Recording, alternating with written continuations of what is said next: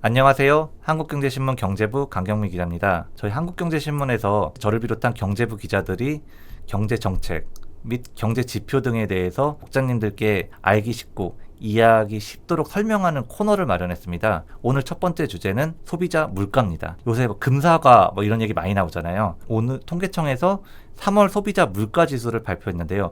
여기에 대해서 알기 쉽게 설명을 드리도록 하겠습니다. 일단 오늘 통계청 보도자료부터 먼저 볼게요. 2023년 3월 소비자 물가 지수는 113.94로 전월 대비 0.1% 상승했다. 그리고 자료 보시면 전년 동월 대비 3.1% 상승했다고 나오네요. 여기 113.94는 지난달 3월 113.94 소비자 물가 지수고요. 이거를 전년 동월인 2023년 3월의 지수였던 110.52와 비교했을 때 전년 동월 대비 3.1% 상승했다는 뜻입니다. 보통 소비자 물가 지수를 얘기할 때 전년 동월 대비 기준을 많이 써요. 왜냐하면 추세이기 때문에. 그렇다고 전월 대비가 의미가 없는 건 아니지만 물가라는 것 자체가 추세를 보여주는 거기 때문에 전년 동월 기준으로 많이 활용을 합니다. 이 소비자 물가 지수는 전체 소비자 물가 지수고요. 여러분도 많이 들어보셨을 거예요. 근원 물가 지수, 근원 지수 이렇게 많이 표현하는 게 있는데 근원 지수는 어떻게 되는지 한번 보겠습니다. 근원 지수는 통상 두 가지가 있는데 식료품 및 에너지 제외 지수, 그 다음에 농산물 및 석유류 제외 지수 두 가지가 있습니다. 식료품 및 에너지 제외 지수는 주로 OECD 방식의 근원 물가 지수예요. 그리고 농산물 및 석유류 제외 지수, 말 그대로 농산물과 석유를 제외한 지수라는 뜻입니다. 이것은 우리나라 방식의 근원 물가 지수예요. 1975년부터 활용했고요. 근원 물가 지수가 어떻게 되는지 보겠습니다. 식료품 및 에너지 제외 지수는 전년 동월 대비 2.4% 상승했네요. 농산물 및 석유류 제외 지수는 전년 동월 대비 2.4% 동일하게 상승했습니다. 이렇게 보시면은 여러분들 의아하실 거예요. 아니 내가 마트라든지 장에 가면은 사과나 이런 가격들 한 2배 오른 것 같은데 무슨 2.4%야. 아까 소비자 물가 지수가 3.1%라고 말씀드렸잖아요. 아니 3.1%? 흔히 우리나라를 비롯한 전 세계 각국의 물가 관리 목표치가 보통 2%라고 하거든요. 이건 만약 여러분들 아실 거예요. 2%라고 하는데 아니 별로 차이 안 나는 거 아니야? 물가 관리 목표치에 부합하는 거 아니야? 이렇게 생각하실 수 있을 텐데 여기서 제가 말씀을 드려야 될 게 있어요. 물가는 추세이기 때문에 최근 한두 달만 갖고는 볼 수 없기 때문에 최근 2년 새 어떻게 변화했는지를 한번 보겠습니다. 보시면은 이제 통계청이 만든 월별 소비자 물가 상승률입니다. 전반적으로는 둔화하고 있어요. 볼까요? 2022년 7월에 이때가 6.3%입니다. 6% 이상까지 치솟았어요. 정점을 찍은 거였죠. 그랬는데 1년 만인 7월 달에 2.3%까지 내려왔어요. 2023년 7월입니다. 그런데 여기서부터 나오는 얘기가 금사과입니다. 왜냐면 여름철 기상 악화에 따른 작황부진으로 농산물 가격이 계속해서 올랐어요. 사과라든지 배라든지 작황이 너무 안 좋았던 겁니다. 그래서 바로 8월 달에 3.4%로 오른 다음에 계속해서 3%대를 이어가요. 12월까지. 그러다가 올해 1월 들어서 잠깐 2.8%까지 떨어졌다가 다시 올라요. 2월 달에 3.1%. 그리고 오늘 발표한 지난달 수치가 3.1%. 2개월 연속 3%입니다. 올해 정부가 제시한 물가관리 목표치가 2.6%예요. 아직까지 많이 웃도는 상황이죠. 아까 전에 전체 물가지수는 3.1%, 그리고 근원 물가는 2.4%. 아니 내가 장이나 마트 가면은 한 사과라든지 배라든지 한 2배 오른 것 같은데 이거 너무 조금 오른 거 아니야? 뭐 통계가 잘못된 거 아니야? 이렇게 생각하시는 분들이 있는데 여기서 바로 보조지표가 나오는 겁니다. 보조지표를 잘 봐야 돼요. 이제 생활물가지수를 말씀드릴게요. 생활물가지수는 전체 458개 품목 중 이 소비자 물가지수 대상 품목이 총 458개인데 이 중에서 구입 빈도가 높고 그 다음에 지출 비중이 높아 가격 변동을 민감하게 느끼는 144개 품목으로 작성된 지수가 바로 생활 물가 지수입니다. 서민들이 체감하는 생활 물가 지수라고 이해하시면 될 것 같아요. 이건 얼마나 오르는지 보겠습니다. 전년 동월 대비 3.8%입니다. 아까 제가 3.1%로 말씀드렸죠. 근원 물가 2.4%로 말씀드렸죠. 차이가 크죠? 근데 여기서 끝나지 않습니다. 자, 아까 전에 우리 금사가 나온다고 말씀드렸잖아요. 그 다음에 등장하는 게 신선식품 지수입니다. 이게 키포인트입니다. 자, 신선식품지수 얼마나 올랐나 보겠습니다. 전년 동월 대비 19.5% 상승했습니다. 두 자릿수 상승인데요. 지난달에는 얼마 올랐는지 볼까요? 그러니까 지난달이 19.5%, 그 다음에 2월달이 20.0%예요. 그런데 이 신선식품 지수가 6개월 연속 두 자릿수 상승했습니다. 이렇게 신선식품 지수가 6개월 연속 두 자릿수 급등한 거는 2010 1년 이후 13년 만이에요. 신선식품지수 보시면은 이제 어계, 뭐 채소, 과실 이렇게 나뉘는데 이제 과실이라고 하면 과일이에요. 이게 사과, 배 등 과일인데 과일 가격은 보시면은 전년 동월 대비 40.9% 어마어마하게 올랐습니다. 사과, 배가 들어간다고 하셨는데 그럼 구체적으로 신선 과실 중에서도 얼마나 올랐는지 좀 볼게요. 자, 주요 등락 품목입니다. 농축수산물이죠. 전년 동월 대비입니다. 자, 사과 88.2% 올랐습니다. 배 87.8% 올랐습니다. 이 사과하고 배는 통계청에 따르면은 통계 작성이 시작된 이후에 이래로 가장 높아요. 지난 3월에 가장 많이 올랐어요. 88.2%, 87.8%. 이게 통계 작성이 시작된 게 1980년인데 이때 이후로 역대 최고 상승률을 기록했다는 뜻입니다.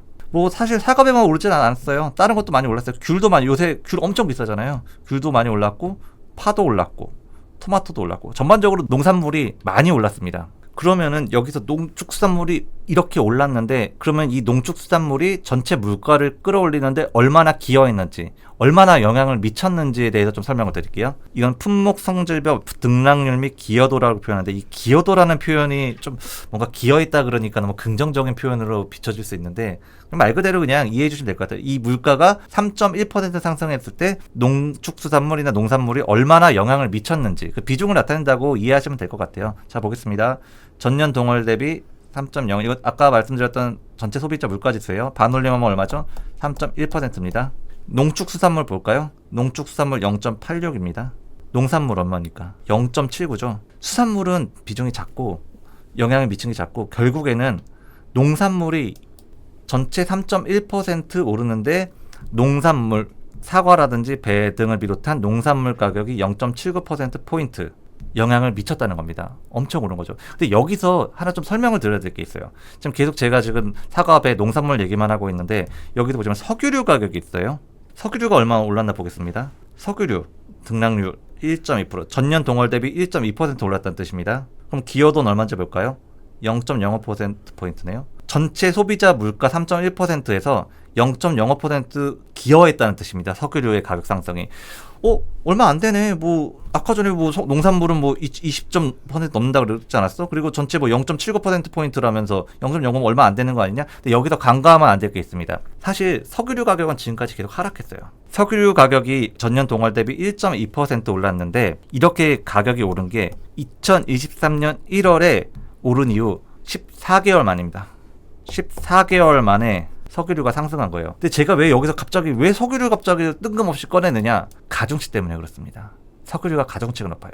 제가 가중치에 대해서 간단하게 좀 설명을 드리겠습니다. 여기 보시면 이제 가중치 상위 20개 품목이라고 나오는데 가중치라는 게 뭐냐면은 전체 소비자 물가지수 산정 품목이 458개라고 말씀드렸잖아요. 다양하게 들어갑니다. 이 중에 이제 예를 들어 볼게요. 전세 가격 있겠죠? 제가 소비자 물가지수는 상품과 서비스 모두 다 들어가는 겁니다. 전세가 10% 올랐다고 가정을 해볼게요. 그리고 또 다른 예를 뭘로 들어볼까요? 아이스크림을 예로 들어보겠습니다. 똑같이 10% 올랐습니다.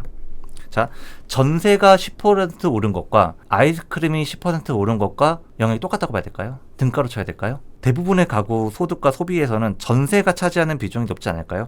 전세가 10% 오른 것과 아이스크림이 10% 오른 것과 영향이 뭐가 더 클까요? 당연히 전세가 크지 않을까요? 여기서 바로 가중치가 나오는 겁니다. 이 가중치는 총 1000인데요.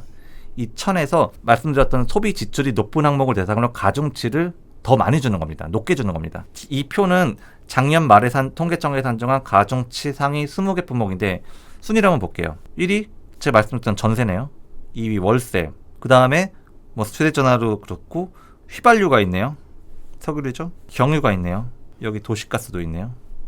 제가 이 말씀을 드린 이유가 석유류가 그만큼 가중치가 높다는 겁니다. 가중치가 높다는 건 무슨 말씀을 드리냐면은 아이스크림이 전년 동월 대비 10% 오른 것과 석유류가 10% 오른 것과는 영향이 다르다는 겁니다. 제가 이 유류 얘기는 이따가 좀 설명을 또 한 번 더 드릴 거예요. 일단 오늘 통계청에서 발표한 소비자 물가 지수는 여기까지 말씀을 드리고 기획재정부에서 오늘 통계청에서 낸 통계 결과에 대해서 어떻게 해석을 내리고 어떻게 진단을 내렸고 향후 전망을 어떻게 하는지 좀 살펴보겠습니다. 최상무 부총리 겸 기획재정부 장관이 오늘 물가관계장관회의를 열어서 이렇게 얘기했습니다. 추가적 특이 요인이 발생하지 않는 한 3월에 연간 물가의 정점을 찍고 하반기로 갈수록 빠르게 안정화될 것이다. 3월 물가가 정점이라고 표현했어요. 3월 물가가 정점인데 이렇게 내려올 것이다. 이렇게 그것도 빠르게 안정화될 것이다. 긍정적인 진단을 내린 거죠. 그러면서 이렇게 얘기했습니다. 다만 국민들께서 느끼는 물가 수준이 결코 낮지 않다라며 장복이 무섭다는 말 한마디를 무겁게 받아들여 2%대 물가가 조속히 안착하도록 총력 대응할 것이라고 강조했다. 장복이 무섭다. 아까 말씀드렸던 이제 신선품 지수를 지목한 겁니다. 그래서 정부가 대안을 내놨어요. 먹거리 물가가 안정될 때까지 농축산물 정부 할인 지원율을 20%에서 30%로 상향하겠다. 가격 안정제를 계속 투입하겠다. 이거 재정을 풀겠다는 뜻입니다. 이거 재정을 풀어서 할인을 확대하겠다는 거예요. 그 다음에 또 내놓은 게 직수입 과일 물량도 상반기 5만 톤 이상으로 확대하겠다. 이거는 시중에 공급을 늘리겠다는 겁니다. 그 다음에 또 뭐가 있었을까요? 유통구조 혁신을 위한 유통구조 개선 태스크포스도 즉시 가동하겠다. 쉽게 얘기해서 중간 유통 단계에서 새는 비용 막겠다는 겁니다. 이런 대책을 통해서 이제 하반기부터 물가가 빠르게 안정될 것이다라는 낙관적인 전망을 정부가 내놨는데요. 문제는 이런 전망이 현실화될 수 있을지가 미지수입니다. 저도 국민의 한 사람으로서 정부 예상대로 됐으면 좋겠어요. 정말. 근데 정부의 이런 낙관적인 물가 전망이 현실화될지는 사실 모르겠어요. 미지수입니다. 관건은 국제 유가입니다. 아까 말씀드렸죠. 국제 유가. 석유류는 가중치가 높다. 다른 품목에 비해서. 이 말인즉슨 국제 유가가 올라서 이게 우리나라 물가에 반영되기 시작하면은 엄청 영향을 전체 소비자 물가 지수에 영향을 미친다는 뜻입니다. 왜냐하면 통상 국제 유가 상승분은 2주에서 3주가량의 시차를 두고 국내 석유류 물가에 반영이 돼요. 가중치가 높은 석유류 가격 상승이 이어지면은 전체 소비자 물가를 끌어올릴 수밖에 없는 거죠. 이 기사는 제가 쓴긴 한데 오늘 보면은 WTI 같은 경우에서는 5개월 만에 가장 높았어요. 계속 상승세를 타고 있어서 유가가 계속 오르면은 지금 전체 소비자 물가 지수가 어떻게 될지 모릅니다. 이건 좀 다른 얘기기는 한데 그렇다면 정부가 국제 유가를 왔다 어떻게 할 수는 없잖아요. 그래서 이달 말로 예정된 유류세 인하도 너무 섣부른 얘기일 수도 있지만 연장될 가능성이 높겠죠. 이제 정부가 이제 정책 유류세 인하라든지 그런 검토를 아마 본격적으로 하지 않을까 싶습니다. 아마 공식적인 발표는 이달 중순께 발표가 될 텐데 만약에 발표가 나면은 제가 이 코너를 통해서 즉각 설명을 드리도록 하겠습니다. 국제 유가뿐만 아니라 농산물 가격도 문제예요. 지금 고공행진을 이어가는 과일 가격이 낮아져야 되는데 좀처럼 낮아질 기미를 보이지가 않고 있다는 점입니다. 대표적인 게 사과입니다. 보통 우리가 가격을 안정시키려면은 시중에 당연히 공급을 많이 늘려야 되겠죠. 물량을 많이 풀어야 되는 건데 사과 같은 경우에서는 문제가 수입 전면 금지되어 있습니다. 이게 병해충산이나 이런 걸 우려해서 지금 검역당국에서 지금 막고 있는 건데요. 물론 이제 검역당국에서 일방적으로 막고 있는 게 아니라 지금 전체 이제 SPS라고 부르는데 8단계 중에서 지금 미국 같은 경우에서 이제 3단계이고 일본 같은 경우에는 5단계인데 이 사과 수입이 왜 안 되냐는 문제는 저희가 따로 한번 이 코너를 통해서 따로 말씀을 드려야 될 것 같아요. 이 사과 수입이 왜 안 되고 있는지 에 대해서는 아마 1시간 정도 제가 여러분들한테 설명을 드릴 수 있을 것 같습니다. 일단은 문제는 사과가 수입이 안 되기 때문에 결국에는 공급이 늘어날 수가 없는 거예요. 그렇다면 무슨 소리냐? 결국 햇사과가 나올 때까지 기다려야 된다는 뜻입니다. 보통 햇사과 물량은 7월 달에 공급, 7월 말 정도가 되면 햇사과 물량이 공급이 되거든요. 정부도 인정하고 있어요. 그러니까 주무부처인 농식품부는 햇사과 물량이 공급돼야 사과 가격이 안정될 수 있다고 오늘도 브리핑에서 얘기를 했습니다. 기재부뿐만 아니라 한국은행에서도 그 물가 상황 점검회에서 얘기를 했는데 한국은행이 뭐라고 했는지 좀 소개를 드릴게요. 한국은행 같은 경우에서도 정부 예상 마찬가지로 물가가 추세적으로 둔화할 거라고 지적을 했습니다. 다만 국제 유가와 농산물 가격, 한은 또 똑같은 변수를 지목했어요. 국제 유가와 농산물 가격 움직임에 따라 당분간 물가 흐름이 매끄럽지 않을 것이다. 울퉁불퉁할 것이라고 얘기를 했거든요. 그러면서 물가 전망 경로상의 불확실성이 여전히 크기 때문에 물가 목표 수렴에 대한 확신이 들 때까지는 물가 추이를 좀 지켜볼 필요가 있다. 기획재정부에 비해서는 약간 미묘한 시각차를 드러냈다고 분석을 할 수 있을 것 같습니다. 지금까지 통계청에서 오늘 발표한 3월 소비자 물가지수에 대해서 간략하게 설명을 드렸는데요. 다음 달 초에는 이제 4월 소비자 물가지수 발표합니다. 과연 4월 소비자 물가지수가 최상목 부총리의 예상대로 3월 정점을 찍고 낮아졌을지 아니면은 국제 유가라든지 농산물이라는 변수 때문에 다시 올라갔을지는 좀 지켜봐야 될 것 같아요. 4월 소비자 물가지수가 나왔을 때 그때 독자분들께 자세하게 설명을 드리도록 하겠습니다. 일단 이상으로 여기까지 소비자 물가지수에 대한 설명을 끝내도록 하겠고요. 제가 항상 바이라인으로만 독자님들 찾아뵙다가 이렇게 유튜브 영상을 통해서 찾아뵈니까 참 어색하고 민망합니다. 그래서 부족한 게 많았을 텐데 우리 독자분들께서 아량해갖고 널리 이해해 주셨으면 감사하고, 다음번에 뵐 때는 더 나은 모습으로, 더 좋은 모습으로 찾아올 거를 제가 꼭 약속드리겠습니다. 앞으로 저를 비롯한 한국경제신문 경제부 기자들이 경제 지표, 물가뿐만 아니라 고용 지표도 있고요. 그 다음에 산업활동 동향이라는 지표도 있고 아주 중요한 지표입니다. 이런 지표들에 대해서 자세하게 설명을 드릴 거예요. 지표뿐만 아니라 우리 경제부처에서 내는 7월의 세법 개정안이라든지 8월의 예산안 편성이라든지 이거에 대해서도 독자 여러분들께 알기 쉽고 이해하기 쉽도록 자세하게 설명을 드리도록 하겠습니다. 그리고 독자 여러분들께서도 저희한테 피드백을 많이 주세요. 댓글에다가 이런 게 필요하다, 좀 많이 말씀을 주셨으면 좋겠습니다. 정부에서는 요새 자기네들이 위키피디아 정책을 추진한다고 얘기를 하는데, 저희 한국경제신문도 똑같습니다. 위키피디아 정책입니다. 저희 온라인 여러분들께서 의견을 많이 주셔야지만 제가 이 방송을 더 오래 할 수 있을 것 같아요. 잘 부탁드리겠습니다. 이상으로 마치겠습니다. 감사합니다.